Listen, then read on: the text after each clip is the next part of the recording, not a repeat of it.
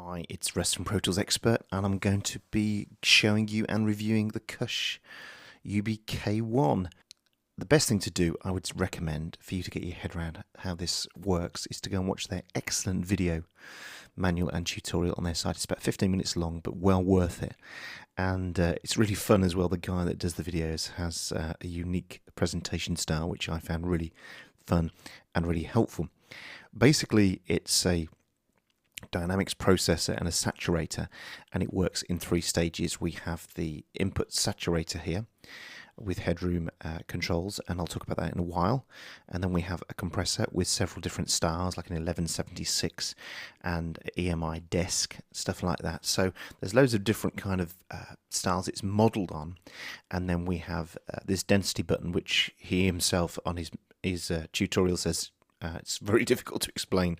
You just kind of push it up and down and see what you get. And we can turn any of these on or off by just hitting these meters here. Very straightforward. Now, what I love about it is it uses parallel processing. And what we mean by parallel processing is basically we can add in both the original and the treated sound, which in terms of compression is very helpful. And so what I'm going to do first is literally play you this track. Now I've treated it with UBK1.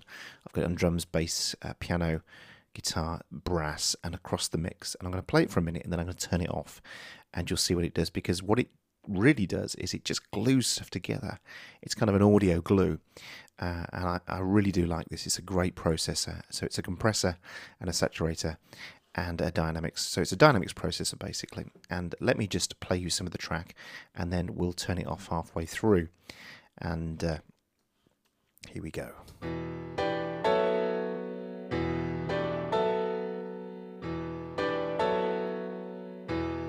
So this is with it all on.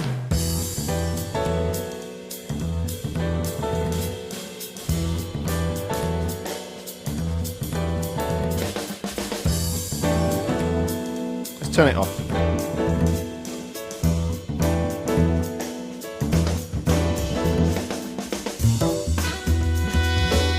Let's put it back on.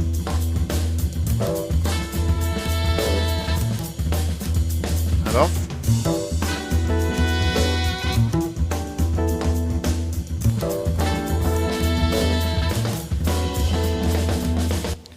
The one thing this demonstrates more than anything is with good use of compression, you can actually mix a track just with compressors. There's no EQs added, there's a bit of reverb, but we're just using compression here and careful use of compression to manage the sound. And so we'll take them one by one and I'll show you them in action. So here's the drum part, and let's put that on from here. I'm just going to jump in and put a loop in so I don't have to keep going around and restarting it. So we'll just loop that track from there. And let's turn on the UBK and I'll show you what's happening. So what you have basically, you have this headroom control. Now this isn't a gain control in the real sense of the word, because basically what you do is if you want these processors to work harder, you starve them of headroom. So if the headroom's right up, and I'll show you on the drum kit, and you see this, so you've got ample headroom showing here. And as you see, if we pull that back, no real headroom now. See, the compressor's now working really hard. The density is working really hard. Saturation's off, but if we put that on, that would be working hard too. So you want to get some real filthy, so you put it right back up again. There's hardly any change. And now you can hear there's a real, that really sounds treated of course, as the original.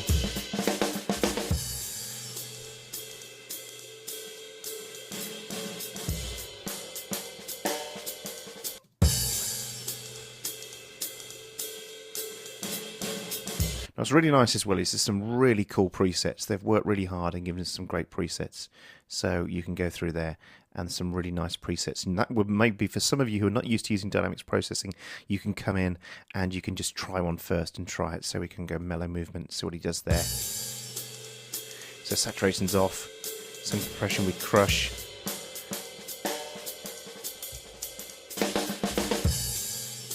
Now this is where it gets really cool, because what you then have as well is you have these mix controls that can take you from like 2080 and all the way to wet, and then you can do, as I say, what we call parallel compression. What I mean by parallel compression, probably best shown on the piano that I have here.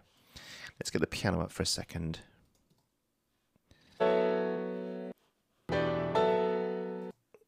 Let's take that from the intro there, actually.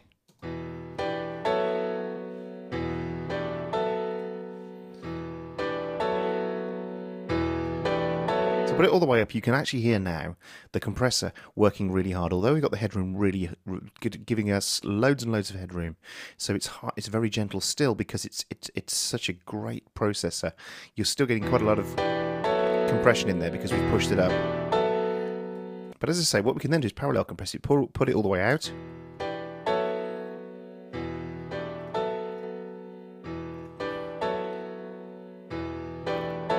So bring it in. So what you have, you're starting to treat transients, but you're also able to mix them in with the original, which I think is really nice. And then this density control, you push that, and that sort of affects the way that the compressor is working with the tops and the mids.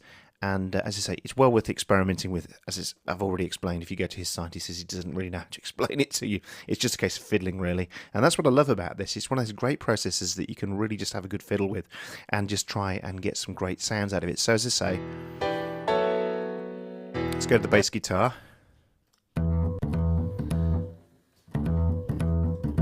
There's the original. And what I'm doing is gluing it together. As you see, 100% wet this time. Take it back down again.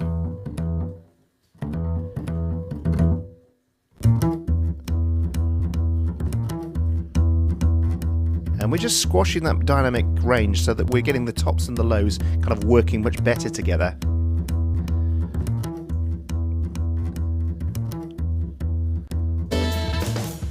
Now on brass it's wonderful as well. Let's get the brass up.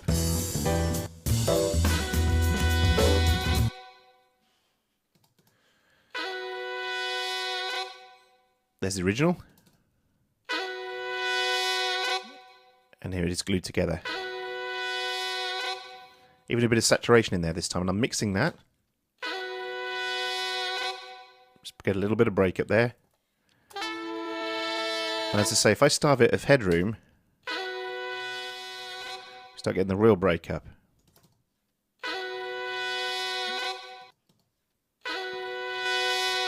There's the original. So we could go to the tops if we wanted to instead. Get some of that top end back. I'm going to push the master up. This is the makeup gain here.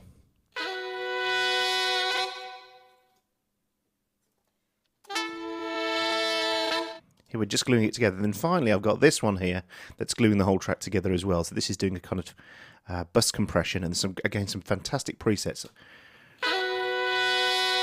If we play it all again, let's play it from the top.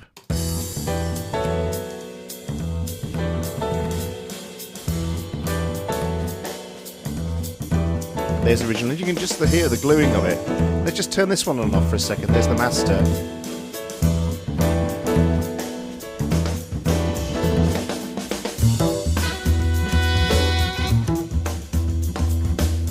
And the way, and as I say, I've just put it on the master for a moment just to show you this. The place to listen is listen to the drums and bass working together. Without it, it sounds like this.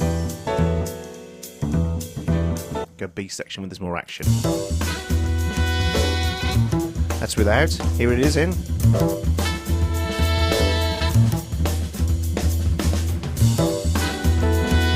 So much more energy.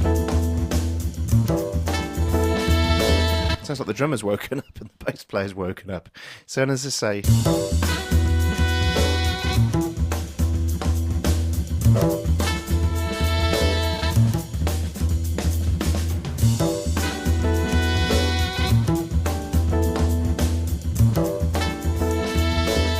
across the whole gig.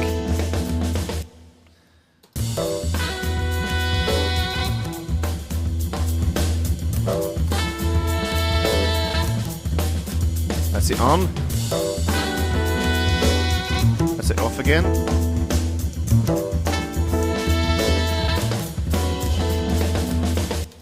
Now, what do I say? It was a tip-off I got from EJ Wells, my old friend, who said, Russ, you've got to get this, you've got to download it.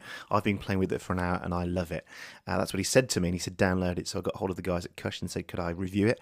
And thanks to them, I've got this review copy. What I'm going to say is, of course, it's a no-brainer. It's an editor's choice. This is a great plugin for several reasons. The parallel processing is just one of many reasons, but it's very creative. It's very musical, which is always important. It has limitless uses, and as I say, the great selection of everything from analog tape emulations to all the other presets. It's a winner. As I say, Editor's Choice Award. Download a free trial before you even commit to it, and I think the problem is that the minute you download the free trial, you'll be using it, and then you won't want to say goodbye to it. So good on those guys for letting us have a free trial. And also take special note of the software license when you're installing it. These guys have a great sense of humour. This is a musical product, and it deserves my editor's choice completely. Thanks for watching, and I'll see you again soon.